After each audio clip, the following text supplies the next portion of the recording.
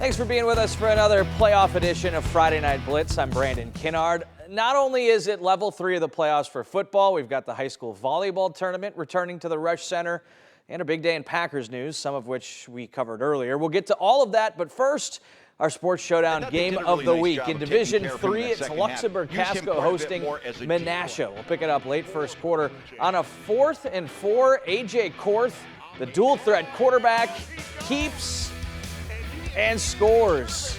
25-yard touchdown run. Menasha has the lead. LC answers quickly.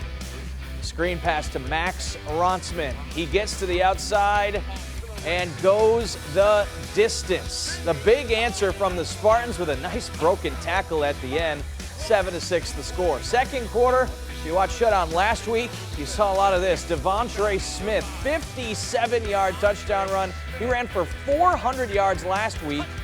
Not quite that much this week, but a big score there to put Menasha up. They led 14-13 at the half. Same score, fourth quarter. Korth rolling, hits his man Max Tanner for the score. Menasha goes up 20-13, and what they did next changed the game.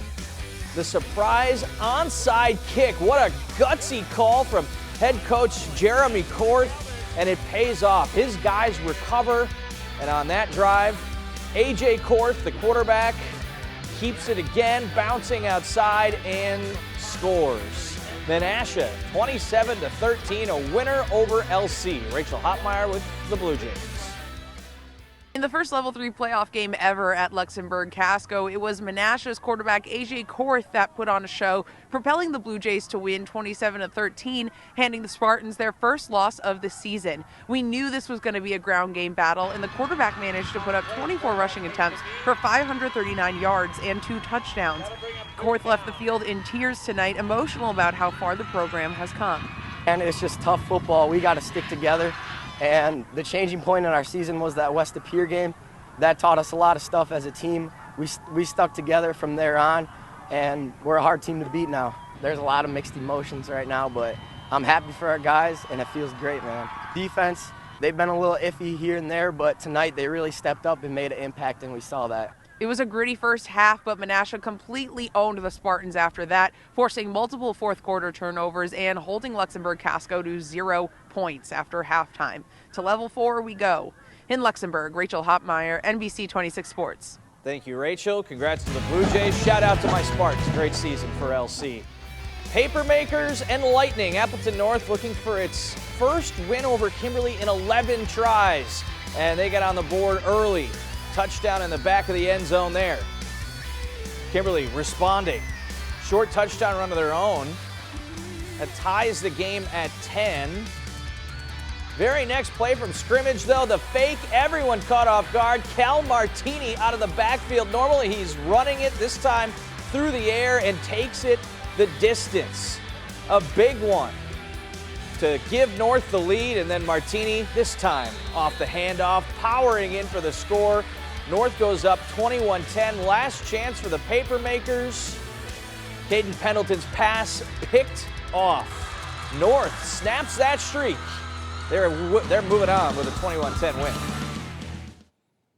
Appleton North versus Kimberly is supposed to be considered a rivalry, but the Papermakers had won 11 straight.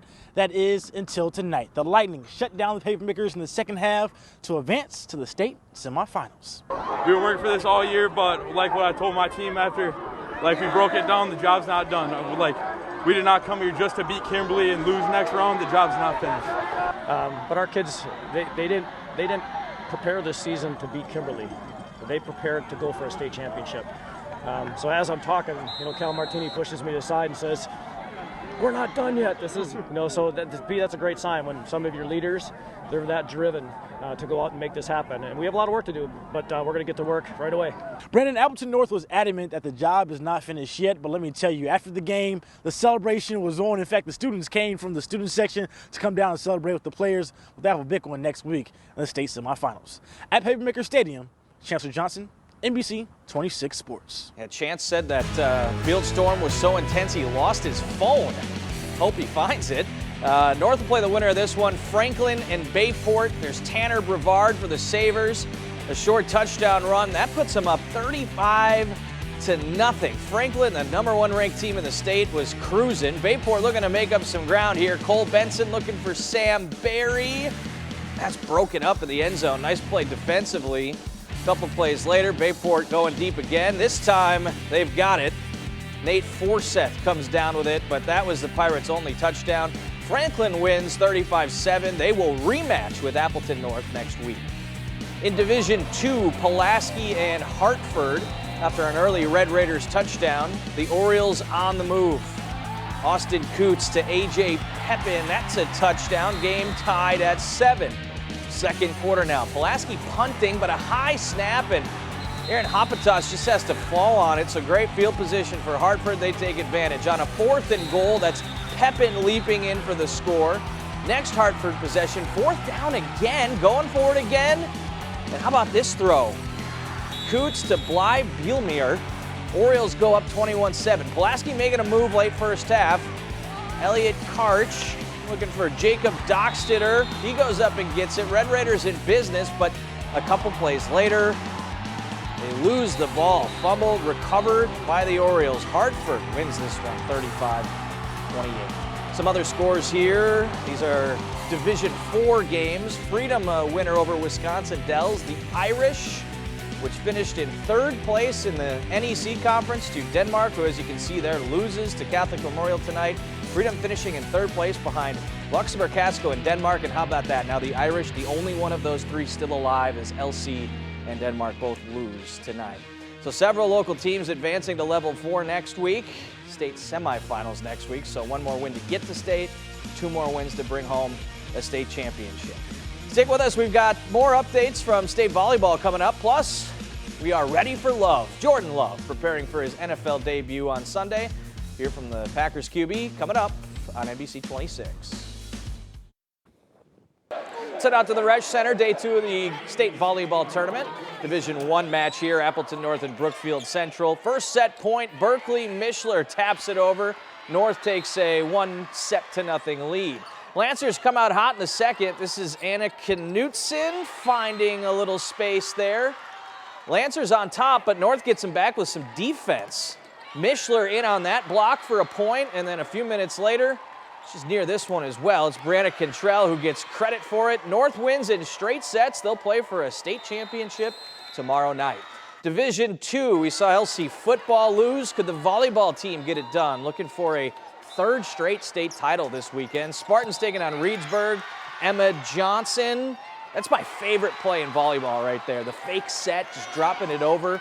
And then the kills were coming fast and furious. Grace Holshoe with one of her 10. Autumn Flynn led the Spartans with 12 kills. There's one of them. And check the efficiency on this next one. Textbook bump, set, spike, with Flynn finishing it off. Spartans win in straight sets. They'll play McFarland tomorrow afternoon for a 3rd straight state title.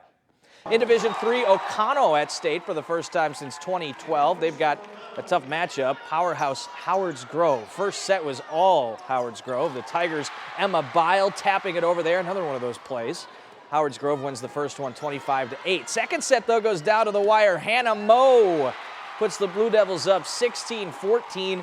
Howards Grove, though, rallies back. This was great volleyball here. Carissa Kaminsky finds the back line. The Tigers win it 3-0. Congrats to the Blue Devils on a great season.